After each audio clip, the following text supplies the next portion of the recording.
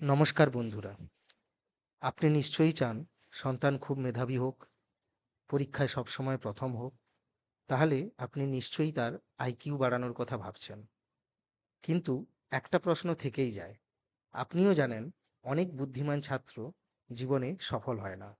আবার এমন অনেক মানুষ আছে যারা পড়াশুনোয় খুব ভালো ছিল না, তবুও জীবনে অসাধারণ সফল হয়েছে। কেন এমন হয়? এর উত্তর লুকিয়ে আছে আইকিউ আর ইকিউ এর মধ্যে।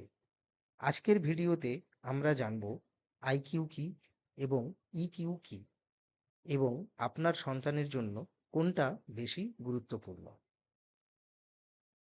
শেষ পর্যন্ত ভিডিওটি অবশ্যই শুনুন। আইকিউ হলো ইন্টেলিজেন্স কোশিয়েন্ট। এটি যুক্তি করার ক্ষমতা, গণিত ও বিশ্লেষণ করার ক্ষমতা, দ্রুত শেখার ক্ষমতাকে বোঝায়। স্কুলের পরীক্ষাগুলো সাধারণত আইকিউর ওপর নির্ভর করে। অতএব আপনার সন্তান যদি অঙ্কে ভালো এবং পরীক্ষায় ভালো নম্বর পায়, তবে আইকিউ হাই বা ভালো বলে ধরা যেতে পারে।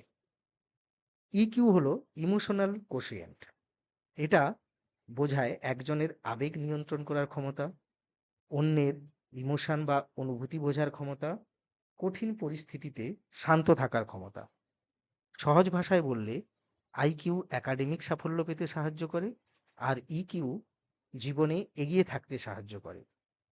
তাই বড় বড় কোম্পানিতে প্রার্থীর যোগ্যতা হিসাবে এখন আইকিউ এর সাথে সাথে ইকিউকেও গুরুত্ব সহকারে দেখা হয়। এইবার আমরা একটু অন্য প্রসঙ্গে আসি। ড্যানিয়েল গোলম্যানের এই বিষয়ে একটি বিখ্যাত বই আছে, ইমোশনাল ইন্টেলিজেন্স। এই বইতে একটি বাস্তব গবেষণার কথা বলা হয়েছে। 1960-এর দশকে স্ট্যানফোর্ড বিশ্ববিদ্যালয়ে একটি পরীক্ষা করা হয়, যাকে বলা হয় মার্শম্যালো এক্সপেরিমেন্ট। ছোট ছোট বাচ্চাদের সামনে মার্শম্যালো নামে একটি মিষ্টি রাখা হয়। তাদের বলা হয়, তুমি চাইলেই এখনই এটা খেতে পারো, কিন্তু যদি 15 মিনিট অপেক্ষা করো তাহলে তোমাকে দুটো মিষ্টি দেওয়া হবে।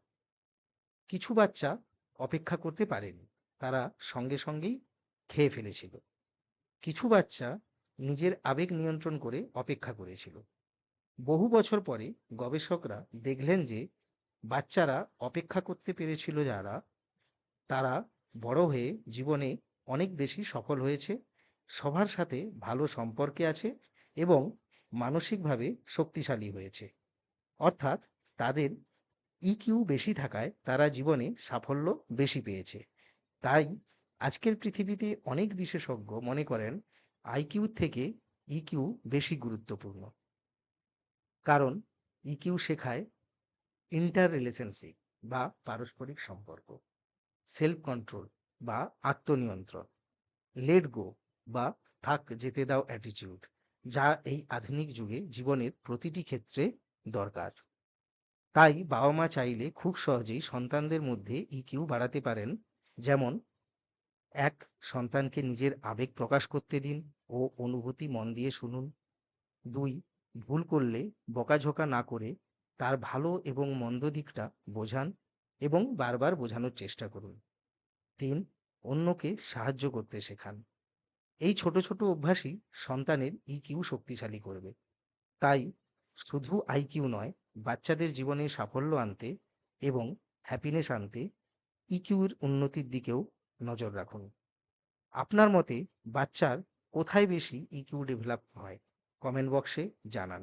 এক, বাড়িতে; দুই, স্কুলে; তিন, পার্কে খেলার মাধ্যমে। এই ধরনের পেরেন্টিং গাইড পেতে ঐশী এডুকেশন চ্যানেলটি অবশ্যই সাবস্ক্রাইব করুন এবং শেয়ার করুন। ধন্যবাদ।